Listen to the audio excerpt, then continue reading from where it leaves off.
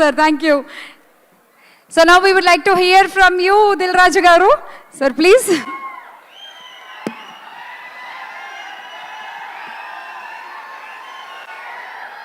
Dear Ram Charan గారికి ముందు happy birthday.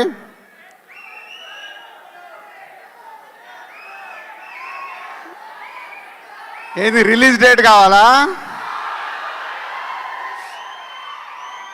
సరే, మీ ఓపికలకు చాలా పరీక్ష పెడుతున్నాము, కానీ ఒక ఉప్పెన ఒక తుఫాన్ వచ్చే ముందు మనకు ఓపిక పట్టక తప్పదు. RRR తర్వాత వస్తున్న సినిమా కాబట్టి రామ్ చరణ్ గారు ఇప్పుడు మెగా పవర్ స్టార్ కాదు, గ్లోబల్ స్టార్ అయ్యారు. ఆ రేంజ్కి సినిమా రీచ్ అవ్వాలంటే శంకర్ గారు ఒక్కొక్క పాటని ఒక్కొక్క సీన్ని తీర్చిదిద్దుతున్నారు.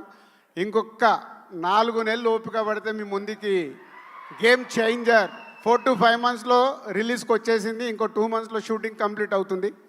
అండ్ ఈరోజే జరగండి జరగండి అనే సాంగ్ రిలీజ్ అయింది. ఈరోజు మీరు సాంగ్లో చూసింది జస్ట్ 2%. 98% దాచిపెట్టుకున్నారు శంకర్ గారు. అది రేపు రిలీజ్ రోజు థియేటర్లో చూసినప్పుడు ఆ సాంగ్ వర్త్ ఏంటనేది మీకు అర్థమవుద్ది. ఈ ఒక్క సాంగే కాదు, ఇలా ఒక 5 పాటల్ని శంకర్ గారు ఆయన స్టైల్లో డిజైన్ చేసి పెట్టాడు. మీ అభిమానులకి ఒక 3 పాటలు అయితే సీట్లలో కూర్చునే లాగుండదు, లేచి డ్యాన్సులు చేసేలాగుంటాయి. సో ఇంకొక 5 months నన్ను తిట్టుకోకుండా ఓపిక పట్టండి. ఎందుకంటే చాలామంది నాకు మీరు పెడుతున్న కామెంట్స్ పంపిస్తున్నారు, అరే దిల్ మామ మాకు ఒక అప్డేట్ ఇవ్వు అని. పోతే దిల్ మామ అప్డేట్ ఇవ్వలేడు. పైనుంచి శాటిలైట్ నుంచి శంకర్ గారు ఇది ఇవ్వు అన్నప్పుడే నేను ఇవ్వగలుగుతాను. ముందు ఎలాంటి లీకేజీలు నేను ఇవ్వలేను ఈ సినిమా విషయంలో. సో ఇంకొక 5 months ఓపిక పడితే సినిమా మీ ముందుకు వచ్చేస్తుంది. అండ్ చరణ్ గారికి ఇది వెరీ స్పెషల్ బర్త్డే. క్లింకారా లైఫ్లోకి వచ్చింది. So Charan, keep it up. మార్నింగే ఈరోజు తిరుమల దర్శనం చేసుకొని హైదరాబాద్ రీచ్ అయ్యారు. సాంగ్ కూడా రిలీజ్ అయింది. సాంగ్ మాసులో ఎంత వెళ్ళాలో వెళ్ళింది.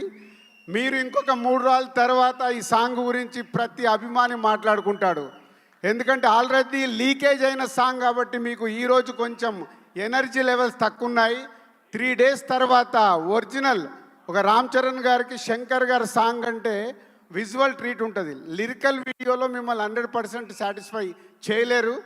పోతే సినిమా చూసిన రోజు మీకు ఈ సాంగ్ పడితే ఏంటో అర్థమవుద్ది. 100% ఈ సాంగ్కి మీరు సీట్లలో కూర్చోరు, అది నా గ్యారంటీ. Thank you. సార్ సీట్లో కూర్చోట్లేదు సార్ వాళ్ళు.